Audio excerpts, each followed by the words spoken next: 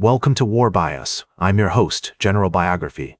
Today, we're going to explore the fascinating life of Tokugawa Ieyasu, one of Japan's most influential historical figures. Born on December 26, 1542, in Okazaki Castle, Mikawa Province, Japan, Ieyasu's early life was marked by turmoil and upheaval, setting the stage for his remarkable rise to power. In the mid-16th century, Japan was embroiled in a period of civil war, known as the Sengoku era. The country was fragmented into various domains, each controlled by powerful daimyos, or feudal lords. Ieyasu's family, the Matsudaira, were minor daimyos who ruled over a small domain in Mikawa Province. His father, Matsudaira Hirotada, was a skilled military leader who had expanded the family's territories through strategic alliances and conquests. Ieyasu's childhood was spent in the midst of this turmoil. At the age of 6, he witnessed the brutal murder of his father, who died under mysterious circumstances in 1549. This event would have a profound impact on Ieyasu's life, as he was forced to navigate the treacherous landscape of Sengoku-era politics from a very young age. Following his father's death, Ieyasu's mother, Lady Aodai, played a crucial role in shaping his early years. She ensured that he received a traditional education, studying classical Japanese literature, philosophy, and martial arts. Ieyasu's natural intelligence, combined with his mother's guidance, helped him develop into a skilled and resourceful young leader.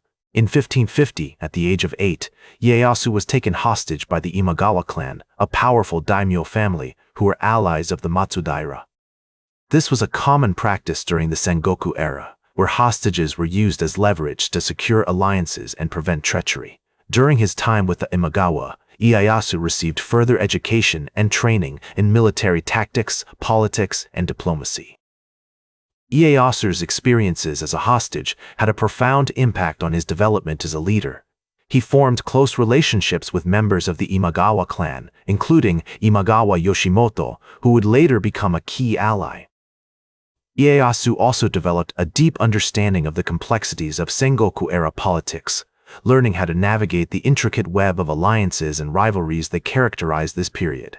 In 1556, at the age of 14, Ieyasu married Lady Tsukiyama, a daughter of the Sekiguchi clan. This union was arranged by his mother and helped to strengthen the ties between the Matsudaira and Sekiguchi clans. The marriage also marked an important milestone in Ieyasu's life, as he began to take on more responsibilities within his family's domain. As we explore Ieyasu's early life, it becomes clear that he was forged in the fire of adversity. His experiences as a hostage, his education, and his relationships with key figures all contributed to his development as a skilled and resourceful leader. These traits would serve him well as he navigated the treacherous landscape of Japan's Sengoku period, and ultimately rose to become one of the most powerful men in Japanese history. As Ieyasu entered adulthood, he began to make a name for himself as a military commander. In 1560, at the age of 18, he fought alongside Imagawa Yoshimoto, his former host, in the Battle of Okahazama. Although the Imagawa forces were defeated, Ieyasu's bravery and tactical prowess caught the attention of other daimyos, who began to see him as a rising star in the world of Japanese politics. Over the next several years, Ieyasu continued to expand his family's territories through strategic alliances and conquests.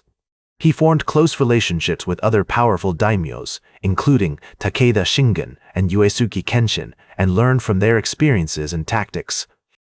In 1567, Ieyasu launched a successful campaign against the Mikawa province, capturing key fortresses and solidifying his control over the region.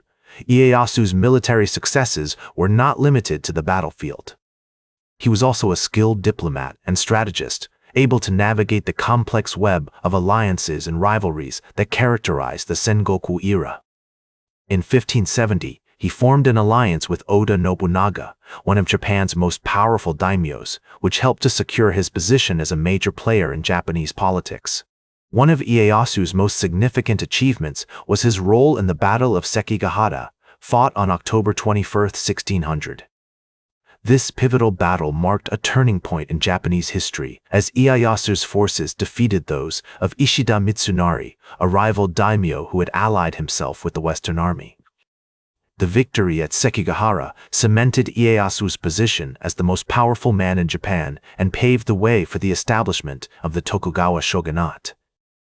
The Tokugawa shogunate, which ruled Japan from 1603 to 1868, was a feudal military government that was characterized by its strict social hierarchy and isolationist policies.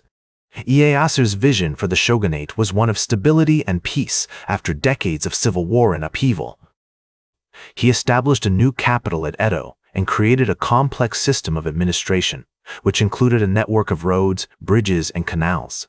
Ieyasu's legacy extends far beyond his military conquests and political achievements. He was also a patron of the arts and culture, and his court attracted many of Japan's most talented artists, writers, and musicians. The Tokugawa shogunate oversaw a period of significant cultural and economic growth, which laid the foundations for Japan's emergence as a major world power in the centuries that followed. As we continue our journey through the life of Tokugawa Ieyasu, it becomes clear that his remarkable achievements were driven by a combination of factors, including his intelligence, strategic thinking, and personal relationships. His experiences as a hostage, his education, and his relationships with key figures all contributed to his development as a skilled and resourceful leader. As Ieyasu entered the final years of his life, he began to take steps to ensure a smooth transition of power. In 1603, he officially retired from politics and passed on the title of shogun to his son, Hidetada. However, Ieyasu continued to wield significant influence behind the scenes, serving as the Ogosho, or retired shogun, until his death in 1603 was actually in 1603. But from illness at the age of 73, on June Bund, Ieyasu's legacy extended far beyond his military conquests and political achievements. He played a crucial role in shaping Japanese culture, particularly in the areas of art, architecture, and literature.